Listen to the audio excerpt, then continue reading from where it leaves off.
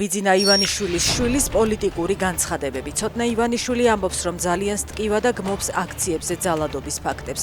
ასე არ უნდა მომხდარიყო, ამბობს ივანიშვილი.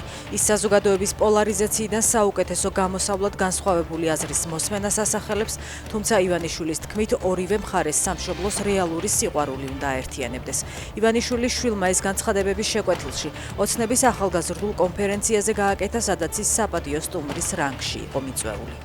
ოცნება BBC-ს წინააღმდეგ მესამე საჩივარს ამზადებს. საუბარია საგამოძიებო ფილმზე, რომლის მიხედვითაც 2024 წლის აქციებზე ხალხი კამიტით მოწამლეს.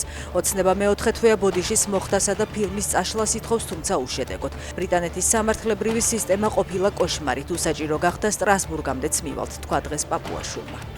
ირანმა ჰორმუზის სრუტე ისევ ჩაკეტა. შესაბამისად, გემების გავლას ახლა ისევ ირანის თანხმობა სჭირდება. ისლამური რესპუბლიკის სახელმწიფო მედიის ცნობით, ამერიკამ არ შეასრულა თავისი ვალდებულება გემების შეზღუდული რაოდენობის გატარებაზე.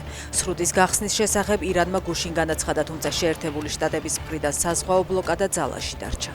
ტრამპი ირანიდან გამდიდრებული ურანის გატანას აპირებს. ვითანამშრომლებთ ირანთან მშვიდი ტემპით და დავიწყებთ გათხრებს მძიმე ტექნიკით.